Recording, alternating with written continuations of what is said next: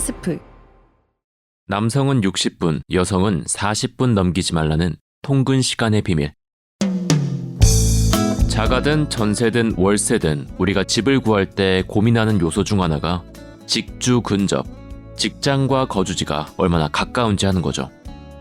통근 시간이 우리 삶의 질에 영향을 미치는 건 수면 부족은 물론 출퇴근 과정에서 겪는 소음이나 진동, 교통체증 등이 스트레스를 유발하기 때문입니다. 독일 마인츠 대학 연구팀에 따르면 자동차나 지하철, 철도, 비행기 같은 교통소음으로 인해 사람들은 피로를 느끼고 일부는 수면 장애를 겪습니다. 교통소음에 노출되면 뇌졸중이나 고혈압 등 뇌심혈관계 질환 위험이 커지고 짜증과 스트레스를 초래해 우울증을 유발할 수 있습니다. 통근 시간이 길어지면 수면이나 운동 시간뿐 아니라 가족 또는 친구들과 보낼 수 있는 시간이 줄어들 위험이 커지는데 이 또한 정신 건강에 해롭습니다. 그래서일까요? 미국 4개 대학 공동연구팀 조사에서 응답자들은 하루를 구성하는 여러 행위 가운데 통근에 대해 직장 업무와 자녀 돌봄 다음으로 부정적으로 느낀다고 평가했습니다. 이렇게 피할 수 있다면 안 하고 싶은 게 출퇴근이니 통근 시간이 길어질수록 웰빙은 멀어지는 게 당연하죠. 국내 20세 이상 임금 노동자 2만 9천여 명의 자료를 분석한 아주대 의대 연구팀 결과도 이를 뒷받침합니다. 이 연구에서는 도시에 사는 노동자의 37%는 통근에 하루 1시간 이상 걸리는 걸로 나타났습니다. 통근 시간 1시간은 상당히 의미 있는 숫자로 확인되는데 특히 도시 노동자에게 그렇습니다. 인구 밀도가 높은 도시에서는 통근이 60분을 넘어가면 웰빙 저하 위험이 통근 시간 20분 미만인 경우에 비해 40% 커지고 통근이 80분 이상인 경우 그 위험은 52%까지 올라갔습니다.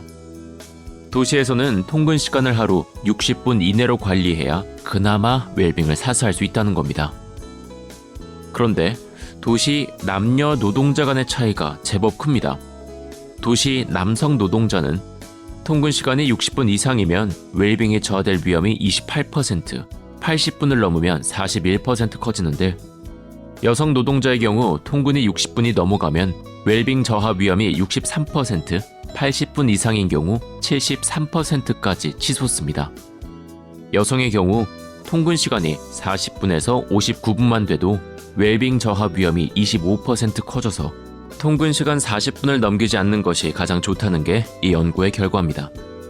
연구팀은 여성 노동자가 남성보다 출퇴근 과정에서 더 많은 스트레스를 받고 퇴근 후에도 가사와 육아 부담을 많이 지고 있는 것이 원인일 것으로 추정했습니다.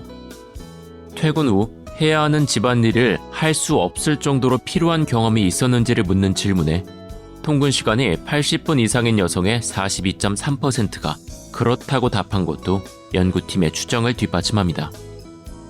통근 시간이 유사한 남성에선 31.2%만 그렇다고 답했습니다. 통근 시간을 줄여야 몸도 마음도 건강해진다는데 가장 큰 문제는 대다수 직장인들이 단기간 안에 통근 시간을 줄일 방법이 없다는 거죠. 직장을 옮기거나 집을 옮기거나 이 둘 중 하나가 성사돼야 하니까요. 정말 피할 수 없다면 통근 시간에 대해 조금 다르게 접근해 볼까요?